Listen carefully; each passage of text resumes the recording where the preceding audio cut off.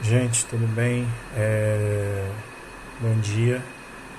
A gente vai falar um pouco agora sobre a questão do imperialismo, né? Dando continuidade à nossa matéria aí. E vamos seguir em diante, tá ok? Imperialismo na África, imperialismo na Ásia, gente. África e Ásia, principalmente na África, tá? Que hoje em dia é considerado um continente tão destruído, né? Vamos dar segmento aí. A gente vai ter uma ideia do porquê aconteceu toda essa questão aí, tá? É, no século XIX, né, já num momento contínuo à segunda revolução industrial, as sociedades europeias começam uma crise, uma crise não, mas uma superprodução, e é necessário escoar, né? É necessário vender esses produtos e conseguir mais matéria-prima, tá?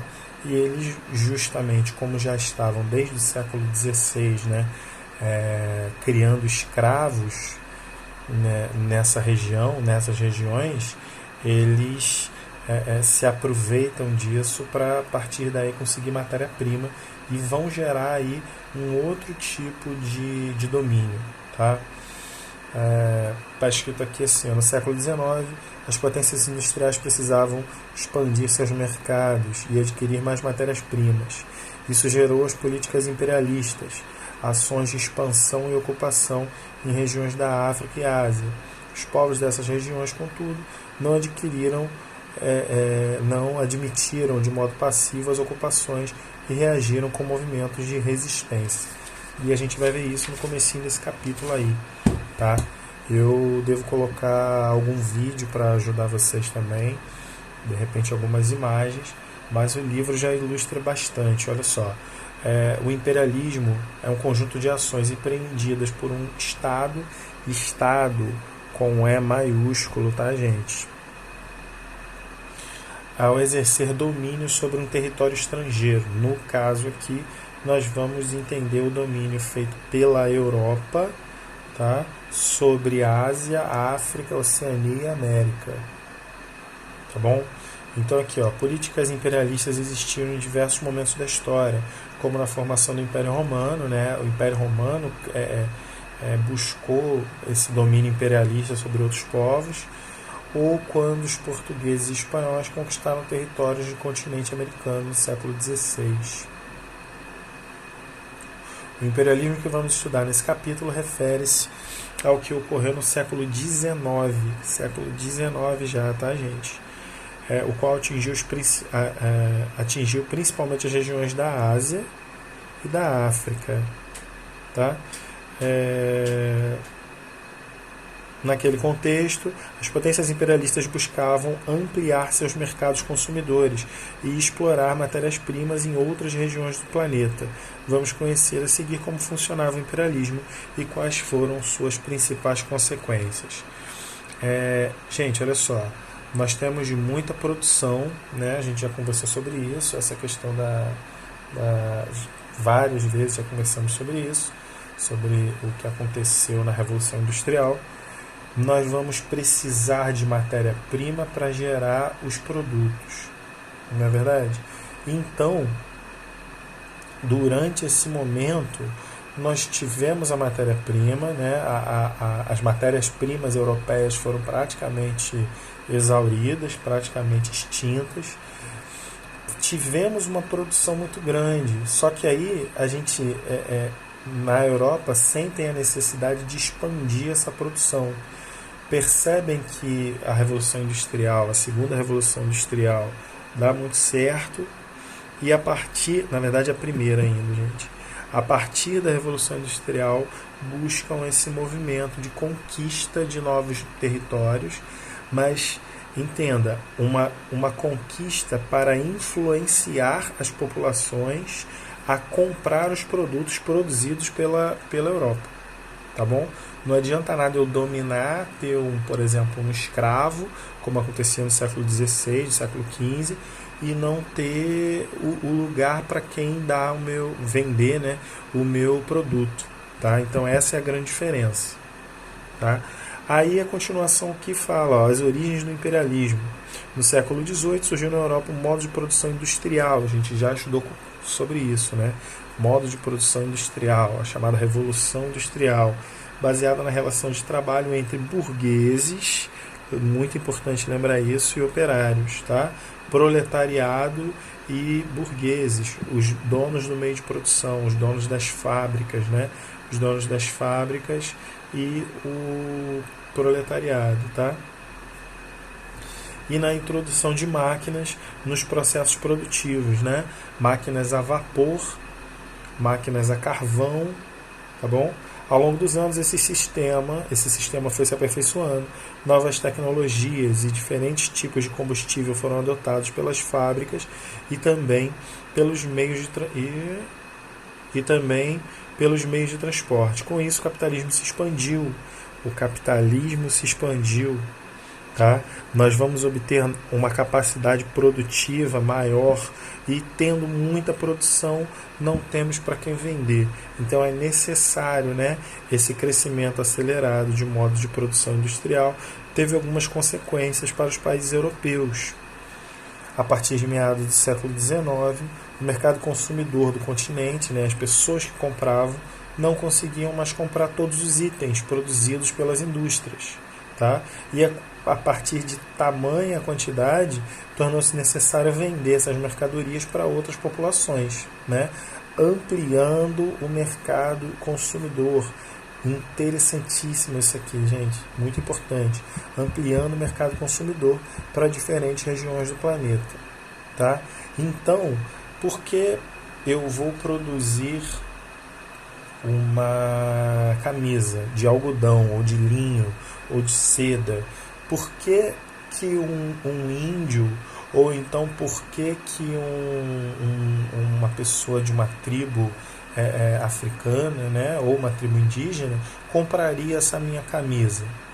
Então aí nós vamos trazer junto com o imperialismo outras ideias civilizatórias, tá, que vão servir aí como marketing para que essa população possa adotar a minha prática de vida. E é por isso que hoje em dia nós temos essa ideia que a gente já viu na globalização, está vendo na globalização em geografia, né? Essa ideia de padronização. Isso surge aqui, tá? Essa padronização do consumo, essa padronização do comprar, do ter, ok? Então eu vou entrar, por exemplo, na Índia. Não sei se vocês já viram, mas existem vários filmes que tratam disso. Ou a África do Sul também tem um filme chamado Mandela, que é do Nelson Mandela, que mostra que parte da população negra africana estava deixando de lado a própria cultura e adotando práticas europeias, roupas, músicas e tudo mais europeias, e deixando de lado a cultura africana. Indígenas, tem um filme também, Gandhi, Mahatma Gandhi, fala de Mahatma Gandhi, que mostra lá todo esse imperialismo lá na Inglaterra, né, lá na Índia, como estava afetando as práticas tradicionais do hindu, né, ou do indiano, tá bom? Outra questão interessante, outro filme também importante, é a questão do filme chamado O Último Samurai. Também vai mostrar o imperialismo chegando num ponto de convencer o chefe de estado de uma região que um grupo era perigoso, no caso os samurais, né? Convencendo também ele de que ele teria que adotar as práticas de economia e de consumo inglesas para que o Japão pudesse ser considerado um território mais evoluído, um território mais civilizado, tá? E na verdade essa ideia civilizatória guardava sim um interesse em vender os produtos, né?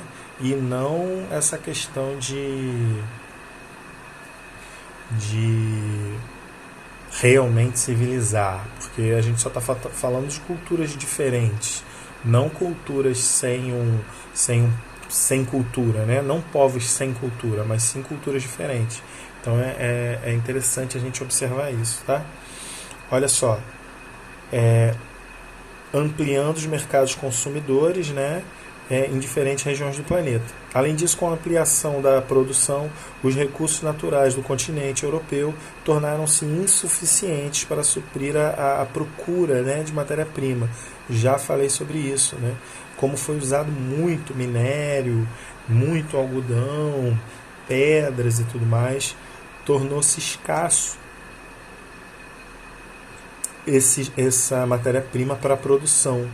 Tá? Então, por exemplo, carvão, borracha, algodão, madeira e outros, né, começam a buscar nesses territórios distantes aí um meio de produzir mais, matéria-prima para produzir mais. Tá? Aí tem duas perguntinhas aqui. Ó. Que potência imperialista foi representada pelo povo na imagem?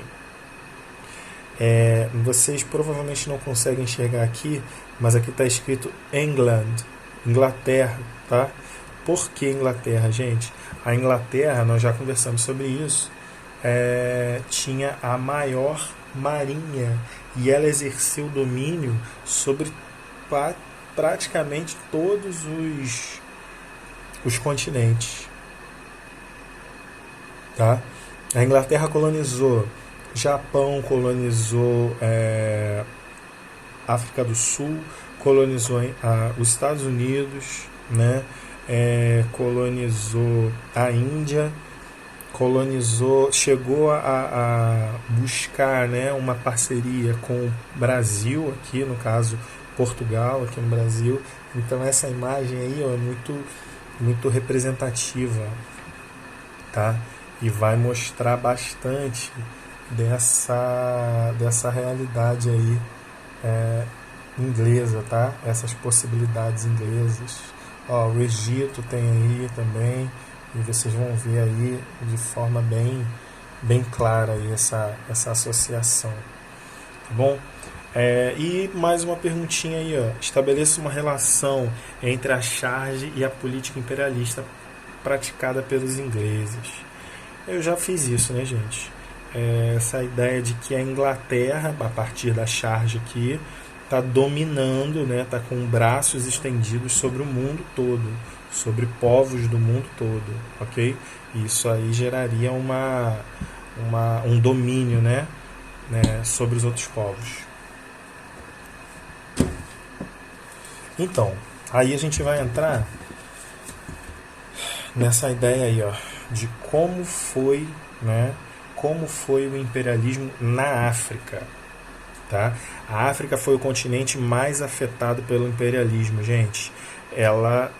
No século XIX, as iniciativas de dominação dos europeus na região foram ampliadas, tá? E muitos povos africanos perderam o controle sobre o seu próprio território, sobre as riquezas ali presentes. Ao estabelecerem na África, os países europeus empreenderam a retirada massiva, né, de recursos naturais, explorando a mão de obra local com o objetivo de obter mais matérias-primas, tá?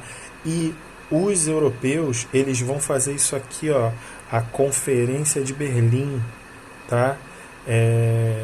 Para determinar como vai ser feito essa dominação, tá? Nós no mapa aqui temos mais ou menos como é feita essa dominação, tá? Mas a gente vai ver isso nas próximas aulas, gente. Como isso foi em cada um dos continentes, tá ok? Eu vou falar um pouco mais aí nas próximas aulas. Valeu, um abraço.